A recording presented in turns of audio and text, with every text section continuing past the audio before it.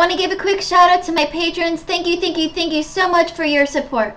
Hey y'all, it's Kate from the Literary Apothecary, and welcome back to another episode of Bibliotherapy Sunday. Now, today's video, we're going to be talking about Lord Jim by Joseph Conrad. And I buddy read this with my good friend Christy at Christy Lewis Dostoevsky in Space.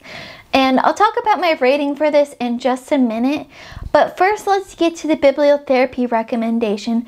So, the Novel Cure recommends Lord Jim as one of the 10 best novels for 80-somethings.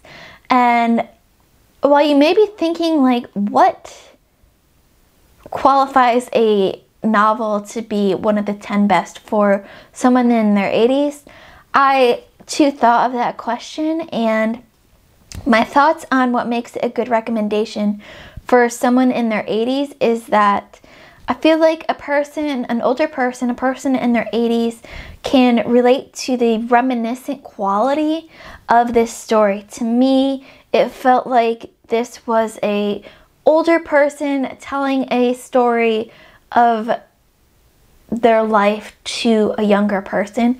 And I feel like people in their 80s can relate to that because they're often doing that if they remember. And so maybe they can relate to that part of it. It also has that kind of, the style of prose has a older person type of feel, if that makes any kind of sense. I don't know how to describe it, but just reading it, I felt like older people could appreciate this book more than maybe some younger people. So let's talk about what it's about. A spoiler-free summary of Lord Jim.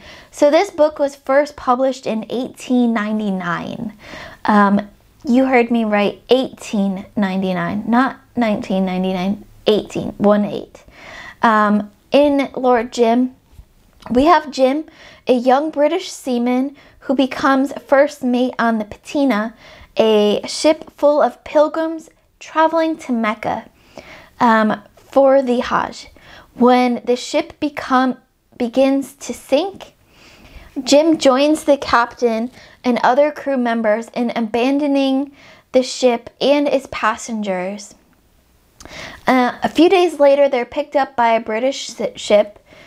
However, the Patina and its passengers are later also saved, and the reprehensible actions of the crew are exposed, and now Jim has to face the facts of what he and his crew did and kind of come to terms with everything that's happened. And the novel kind of follows Jim along his journey in trying to come to terms with all of this. I gave this 3 out of 5 stars.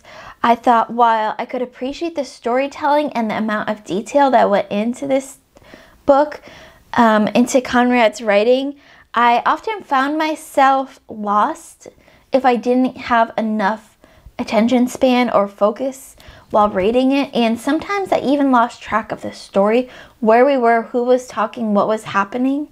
And for me, I would rather have a story that I don't have to put effort into following along.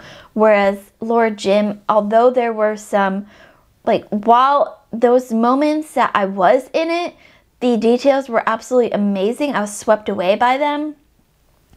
There were more times where I had to force myself to focus on it and figure out what was happening than being swept away from it. And for me, that's why it was a lower rating. However, the ending in this book, the last couple chapters, were absolutely fantastic. It reminded me a lot of The Count of Monte Cristo, where, you know, yes, there are some moments where it's a complete slog and you just have to get through it. But there's other moments that completely make up for it if you're willing to stick it through. So I gave this 3 out of 5 stars because there was some really good and there was some not so good. And it wasn't a complete wash because I still really enjoyed it and it was so worth getting to that ending for it. But, you know, it wasn't absolutely fantastic. So 3 out of 5 stars for Lord Jim, but I do think it would be a great read for someone in their 80s. So that's it for now. Tune in next week for another episode of Bibliotherapy Sunday. As always, my Patreon and my Discord information will be in the description below. Keep keep reading, and I love you all to the moon and back. Bye.